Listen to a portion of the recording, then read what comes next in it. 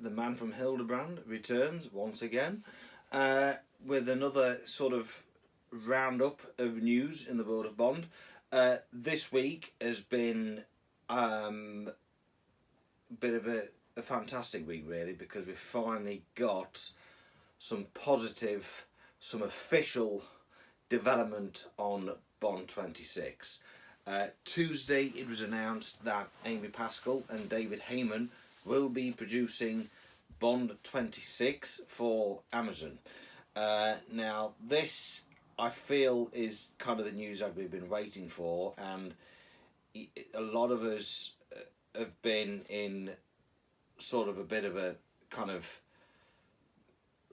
sort of a zone where we don't know how things will turn out to be with Amazon, but I think this is positive news.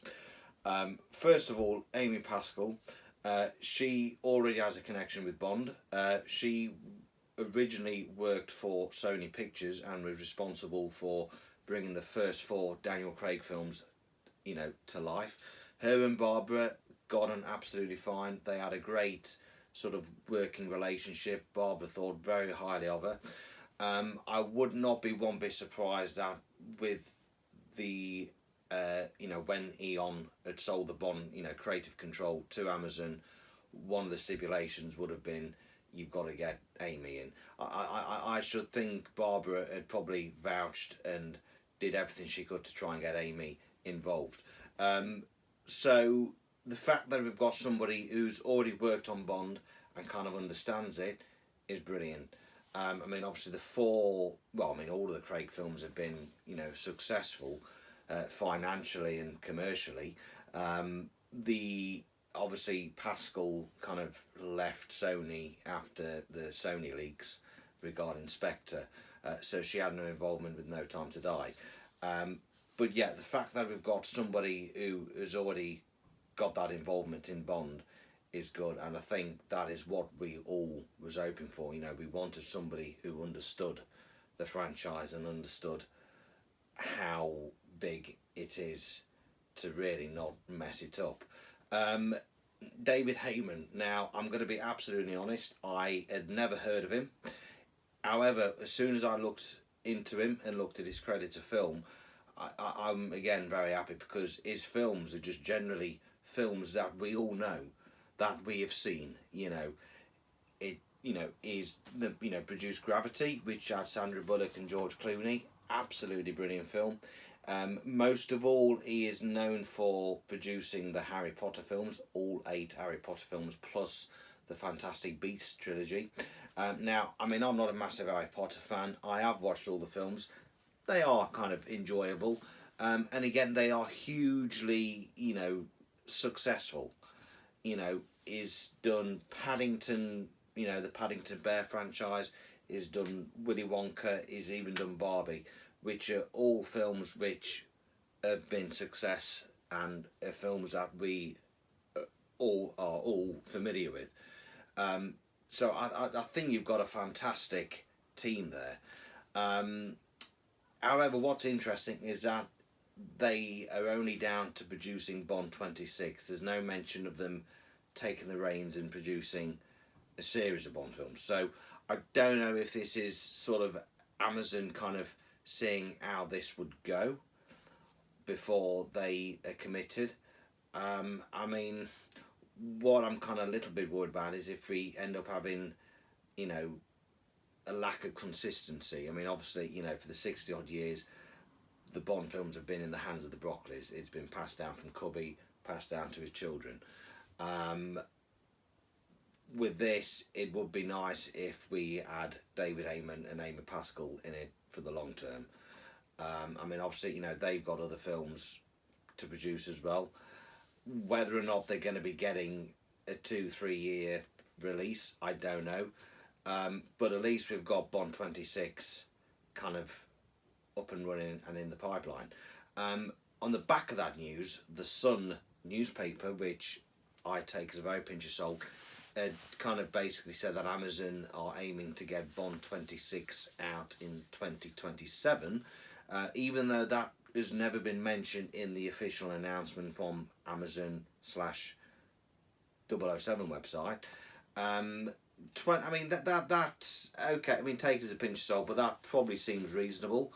You know, I mean, you've got at least a year to get everything finalised and to start getting writers involved and start getting, you know, directors and things, and then, you know, then the casting.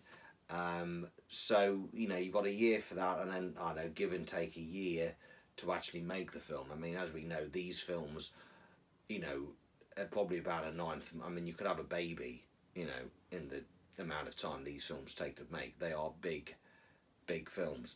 Um, so yeah, I think 2027 is probably reasonable.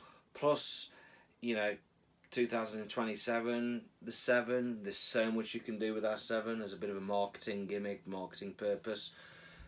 Um, their son had also kind of stated that the budget would be like 250 million, which is 30 million more than what No Time to Die was, which would mean it would be one of the most expensive films to be made. This again, I probably don't know really, because Bond films, especially with GoldenEye and especially with Casino Royale, they were kind of stripped back to the basics. They were kind of low budget, and you know, because the thing, I mean, with Eon, they obviously, you know, didn't want to. Well, the studios probably didn't want to risk spending a shitload of money on it for it to fail, so they, you know, spent as little as possible, and then if it was a success, each film would get bigger and bigger. So, I know Amazon, you know, the money for them probably isn't an issue. Um, why Bond 26 would fail, I don't know. I mean, I'm pretty, you know, the thing is, you'll have the anticipation. Um, I mean, if Bond 26 does come out in 2027, then you've got a 6 year gap between No Time to Die and Bond 26, which, you know, that we've had that before between License to Kill and GoldenEye. So, with us having this gap, then yeah, Bond, you know, it might become a huge commercial success because you've got a huge fan base, you've got the public, you know, it is a very much wanted film. You know, we want to know where Bond's going to go after the Daniel Craig era. There is, you know, a hunger for it. So I can't see how it would be a failure, but if Amazon are willing to spend £250 million on it, okay, go ahead. That kind of makes me sceptical on, you know, I mean, I've always said that if they got Henry Cavill, you know, signed as Bond, is what he'll be wanting would be probably a hell of a lot of money. Even with 250 million budget, I don't think they'd go for that. Because what we don't want is a film where, I mean, we've had it before where, well, not necessarily Bond, but films in general, where they just seem to spend the money on the main stars, and yet everything else is shit. You know, obviously with Bond, you've got to,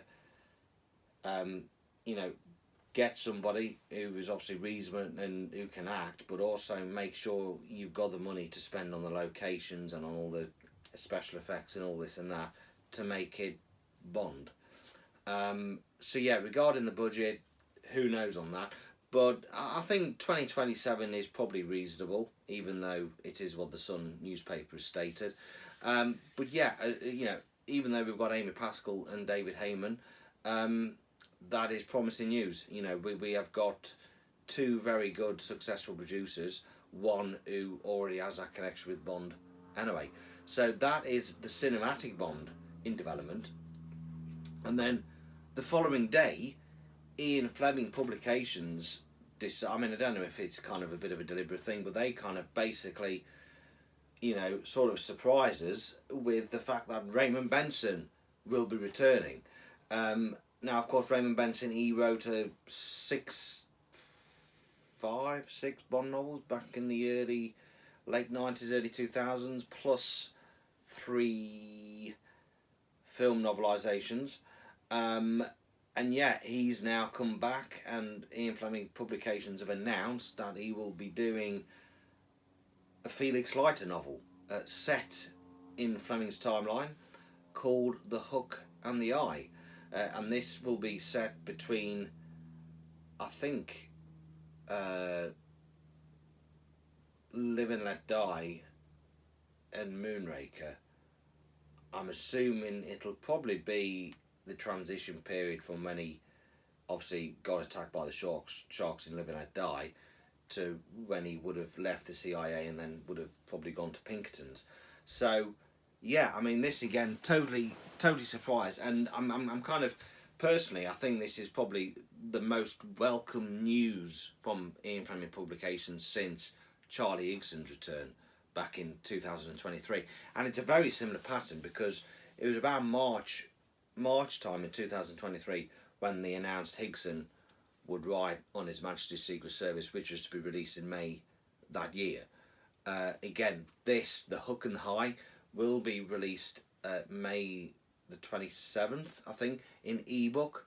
So every 2 weeks they will release like an episode, which will take you right up to October. However, October the 9th is when The Hook and the Eye will be released in paperback, which I have ordered. I'm not really into ebooks. It's interesting how it's never going to be hardback, but again, it could be sort of down to budget things and just see how it goes.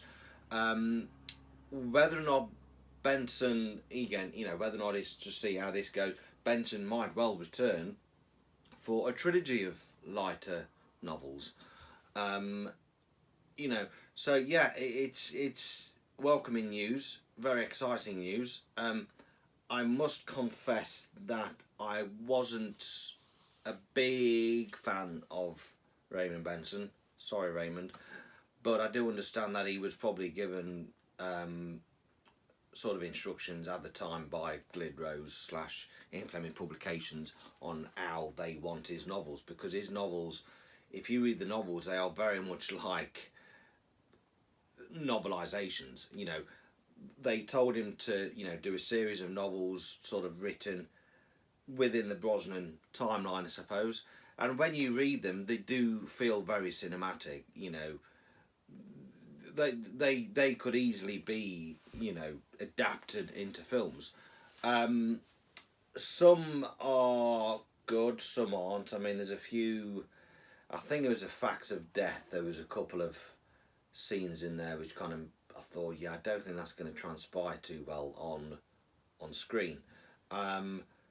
Especially when Bond goes to a sperm clinic and then starts getting it, basically just gets his end away with one of the nurses at a sperm clinic. I mean, that's just got porn written all over it. I mean, Raymond, what have you been watching?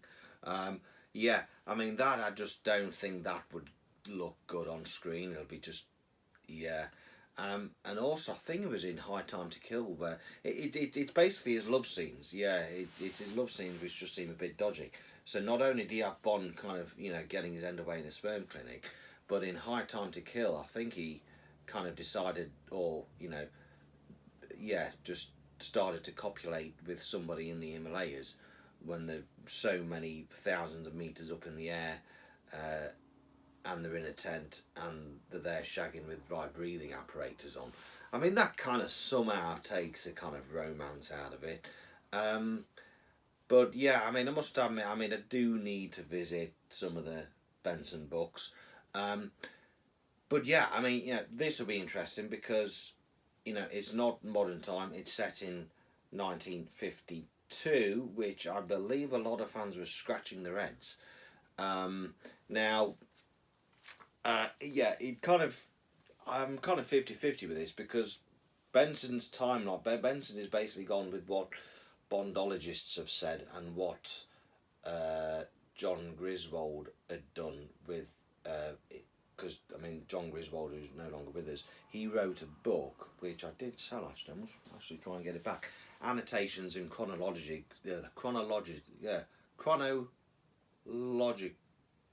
Annotations and Chronologicals of the Fleming timeline. So basically he went through all the Fleming stories with a tooth comb and, based on Bond's age, started kind of giving the Fleming, the Fleming novels a timeline, which kind of then has obviously become official. So even though Casino Royale was written in 1952 and was published in 1953, according to John Griswold, it's actually set in 1951, where, and then Moonraker, then Live and Let Die would have been 1952. Moonraker would have been July, August of 1953. I mean, all these years have just gone on. I mean, Fleming wasn't great at remembering stuff himself, because the kind of year of birth that Fleming had given Bond had kind of changed throughout the books, and then John Pearson then gave him a new kind of date of birth. Higson then went and kind of based his sort of year of birth on what Fleming had said.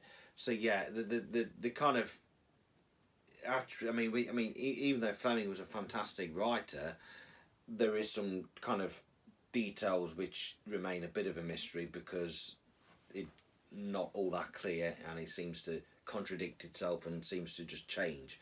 But yeah, so yeah, I mean, Benson's kept this a secret. I mean, apparently Benson approached IFP last year, May time last year, with this idea.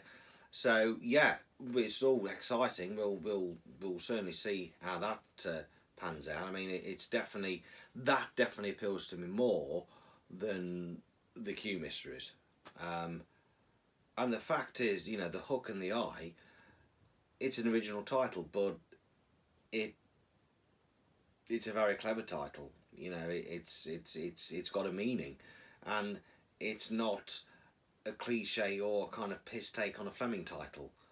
You know, not like Quantum of Menace or On His Majesty's Secret Service. It's an original title. So yeah, if Benson comes back and does a trilogy of Felix Leiter novels set in the Fleming timeline, brilliant.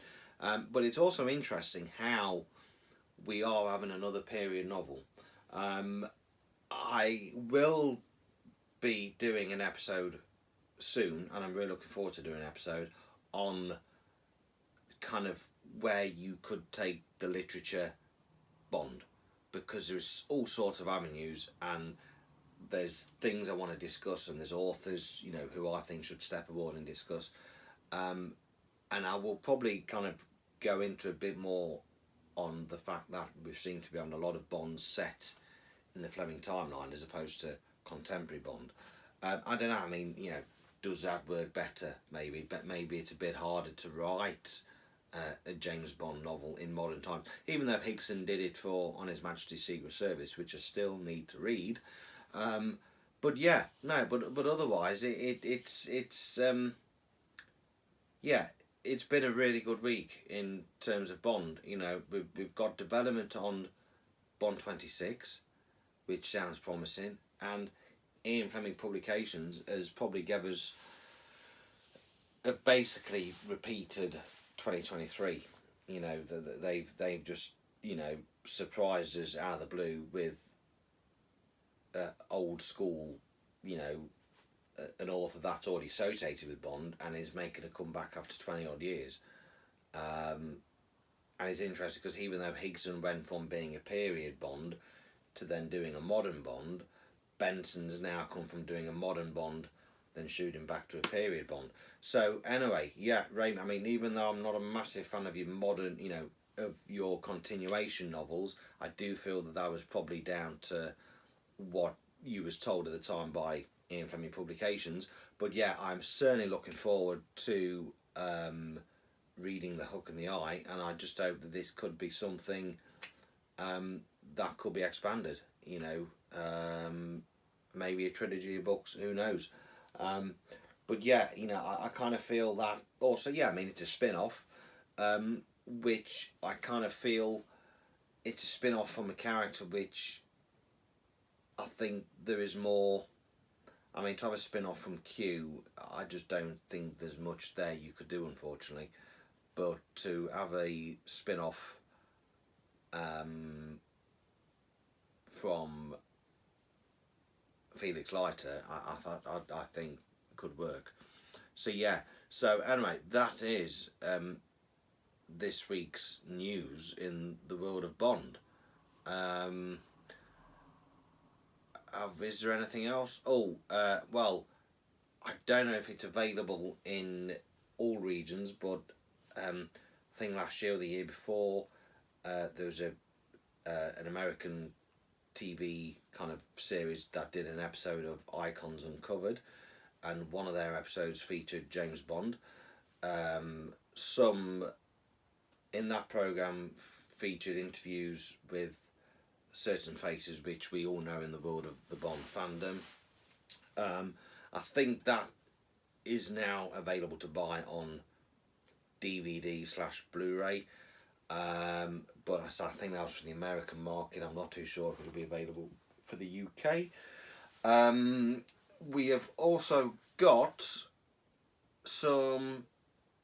I say some James. The so far the only event I know this year is the Shaken and Stirred event hosted by the brilliant Nick Fendman and Matthew Wood. They are celebrating 40 years of A View to a Kill on May the 25th down at the Amberley Heritage Museum. Amberley, of course, is the location where they filmed the mine sequence in A View to a Kill. It's James Bond Day. They will have basically the Aston Martin Owners Club there with Matthew and Nick and the members of the Shaken and Stirred group, which I am also a member, and I'm very much looking forward to doing that. So they're doing that on the Sunday, and also they've got an event up at Pinewood Hotel in October, which I've also signed up to do, but I'm still waiting to get the tickets, which I believe the tickets should be announced soon. But yeah, I mean, I've only been to one of their events, and it was what a fantastic event it was. It's basically, as far as I know, people travel down on the Friday night. On the Saturday, it's a 2-day event. On the Saturday, you get to meet with the some of the guests that worked on the Bond film, or the cast or crew, and they have a few seminars and the food, drinks. In the evening, they have a charity casino, and then you got some more stuff on Sunday. So if you go onto the Shaken and Stirred Facebook group, just keep an eye out. Also, I would recommend booking the hotel, because I have done, and if you do go Shaken and Stirred, you do get a discount as well. So yeah, that is in October. I'm very much looking forward to that, because it's one of them things where I kind of always been meaning to get involved in more of these events, because I've got a lot of people who know me and I know them, and they are mates, and I haven't seen them for ages, and it's always nice to just get together. I mean, what's happened now with the Shaken and Stirred event, it has there's a lot of the James Bond radio gang, which is probably where I know them, but obviously with the James Bond radio podcast fizzled down and not doing anymore, you've still got the community there. So you've still got the James Bond gang group, you've got the James Bond Irish fan club, you've got the Shaken and Stirred lot, you've probably got a few Hildebrand members. So it's basically all these different James Bond groups just merging in one, and just basically having a great big James Bond massive wankfest, because I say you've got celebrities, you can go there for autograph signings, you've got quizzes, you've got everything. It is an absolutely hell of a weekend. There is a lot of organisation, a lot of work that goes into it, which we can't thank Matthew and Nick enough for what they do, because even though they've got full-time jobs, how on earth they manage to organise these things, I do not know. So a massive thank you and a massive well done for all your hard work. So yeah, so I think that's it really. That's just pretty much this week's roundup. So yeah, obviously it's a very, very good week for Bond fans. So for now, cheerio.